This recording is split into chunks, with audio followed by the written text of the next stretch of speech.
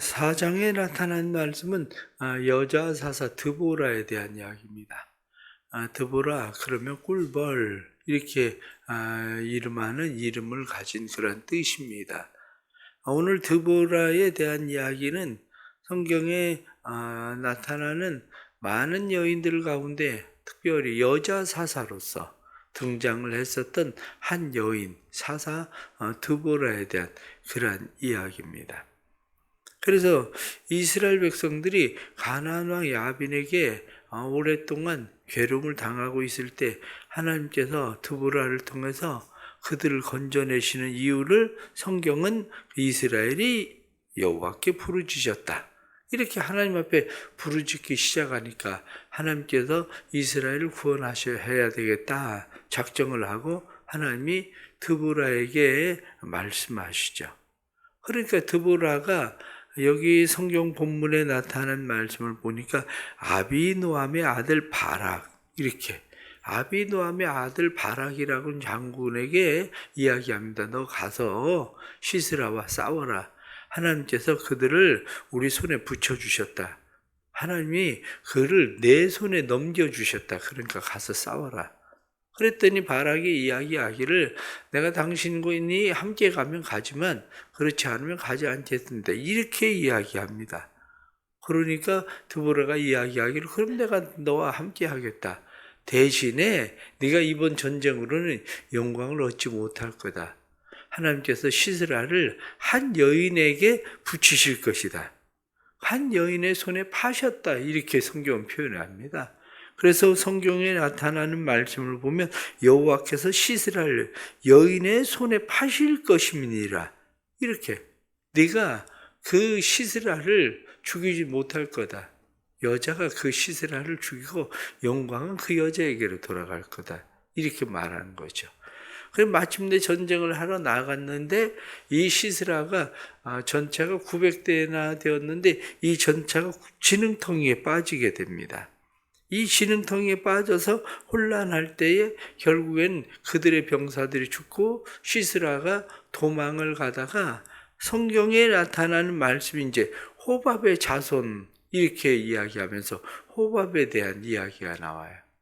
그 호밥의 자손이었었던 야엘이라고 하는 여자가 그곳에서 시스라가 서로 이제 다 뒤에서 말씀을 드리겠지만 신하게 지내고 있었던 그러한 관계들이었기 때문에 그 집에 이제 숨게 되죠.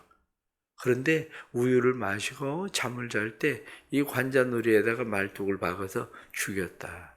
그 이야기가 이제 오늘 성경 본문에 나타나는 이런 말씀입니다. 오늘 나타난 말씀 속에서 또 우리가 몇 가지 생각하게 되는 말씀이 있습니다.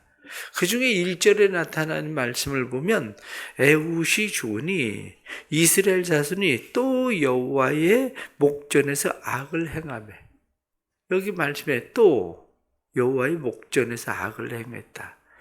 이 또라고 하는 말이 이게 참 중요하죠.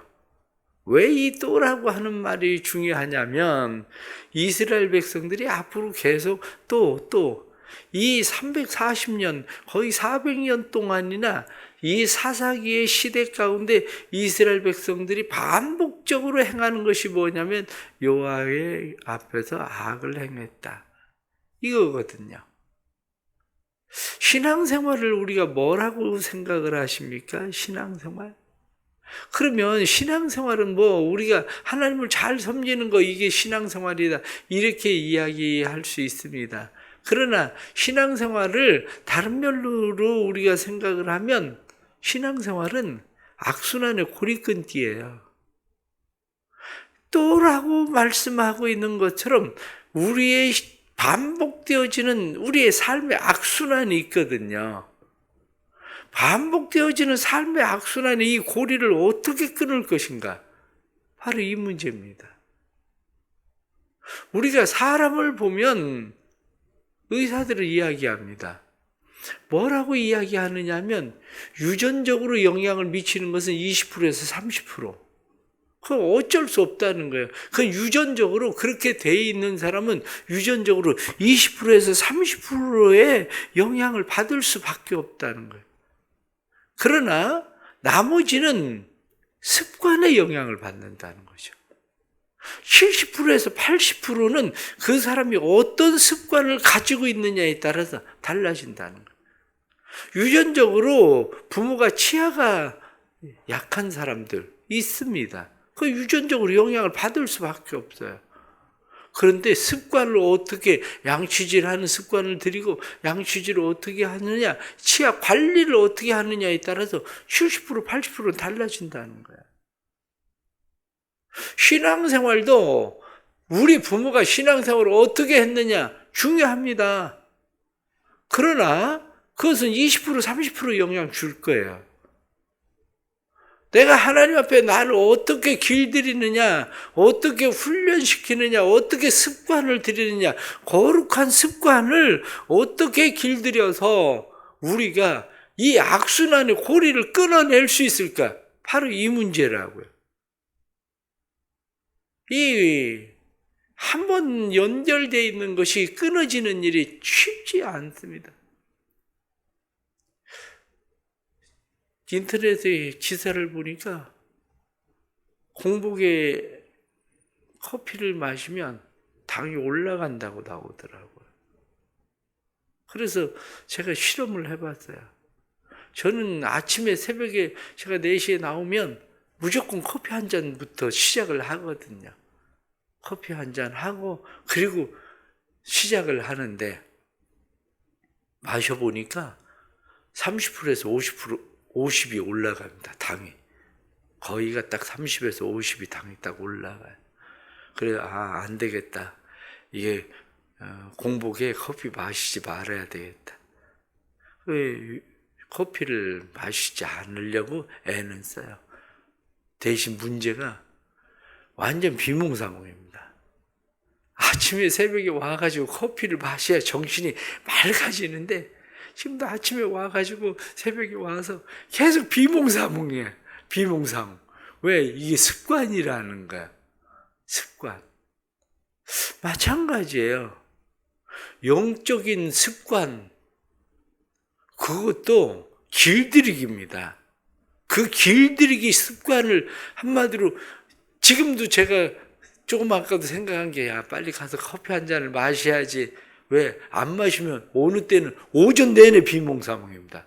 오전 내내. 그러니 이것을 끊는 것이 제가 중간에 한번 끊었었어요. 끊었다가 또 다시 비몽사몽이라 다시 또 마시다가 또 다시 요즘 또 끊는 건데 쉽지가 않아요. 이게 둘 중에 하나를 선택해야 돼요. 당을 그냥 올리고 그냥 운동을 할 거냐 아니면 이 과정을 건너갈 거냐 이 문제잖아요. 영적인 삶도 마찬가지예요.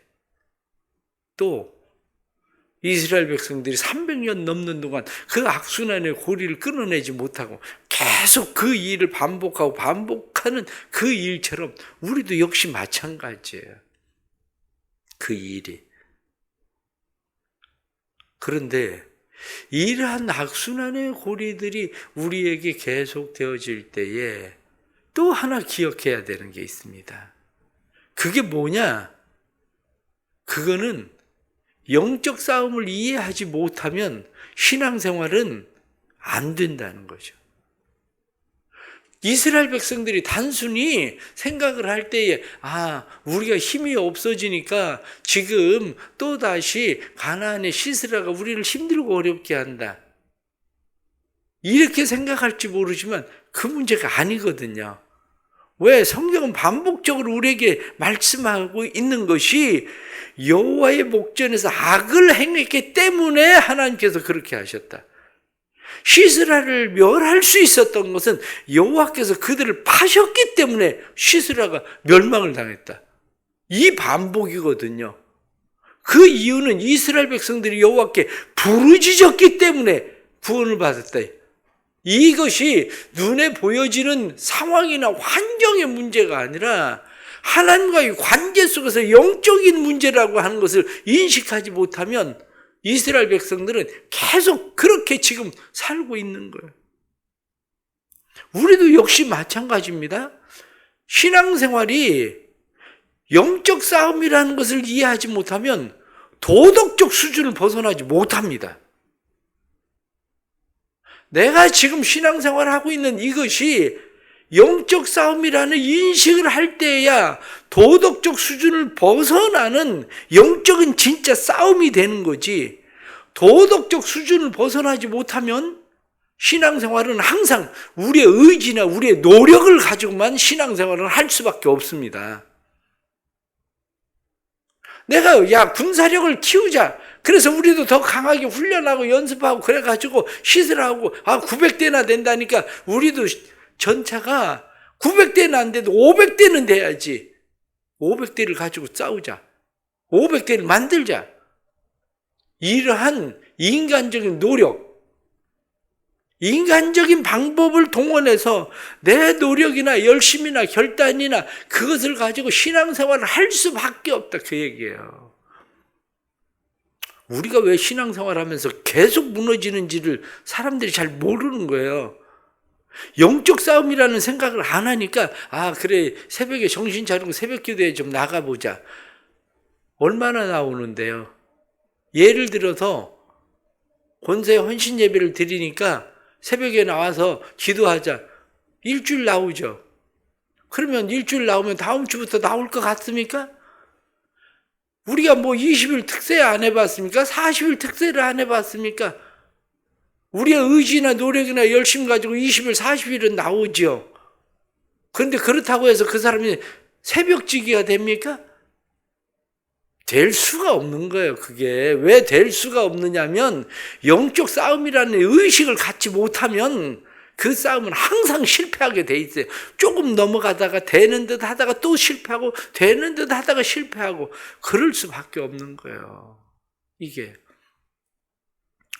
철저하게 이게 영적 싸움이라는 것을 우리에게 알게 하는 것은 하나님이 드보라에게 말씀하셔요. 야, 내가 도와줄게. 가나안을 너의 손에 붙일게. 그러니까 드보라가 바락을 불러다가 이야기합니다. 하나님이 가나안을 우리에게 붙이셨다. 이렇게 파셨다. 이렇게 말씀하신 거예요. 그런데 바락이 그 일에 대해서 당신이 같이 가야 내가 가겠습니다. 이렇게 이야기하니까 이미 이야기해. 하나님께서 그 영광을 한 여인에게 줄 거다. 여인에게. 무슨 얘기입니까?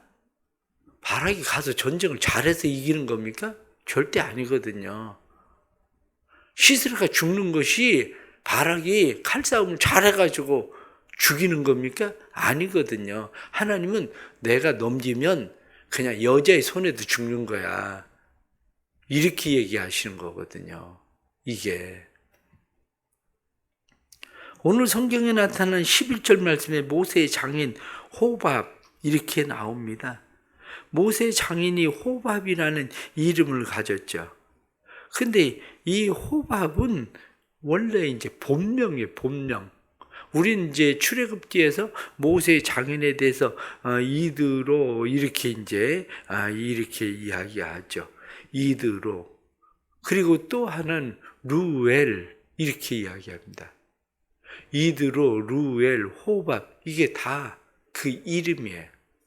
그 이름인데 호밥 이렇게 이야기하면 그것은 원래 본명이에요. 본명이 호밥. 근데 루엘 그러면 루엘이라는 말은 겐족 속의 지파. 겐족 속의 지파가 루엘 지파였을 거예요. 라고 보는 거예요. 그래서 그를 루엘 그렇게 부른다.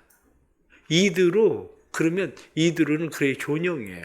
또 다른 이름, 제사장으로서의 이름, 이드로.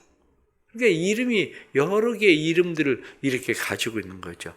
그의 자손들은 어떤 사람들입니까? 성경에 나타나는 말씀, 민수기 10장에 나타나는 말씀을 보면 모세가 이야기하죠. 우리가 가나안 땅에 들어가는데 우리가 같이 가자. 우리의 눈이 되어줘 달라. 그러면 하나님께서 당신들에게도 복을 주실 거다. 우리가 지분 떼어주겠다. 이렇게 이야기합니다. 그런데 이들은 가나안 땅에 들어오죠. 가나안 땅에 들어와서도 이들은 성경에 나타나는 말씀, 우리가 사사기 2장에도 나타나는 이 말씀이 나오거든요.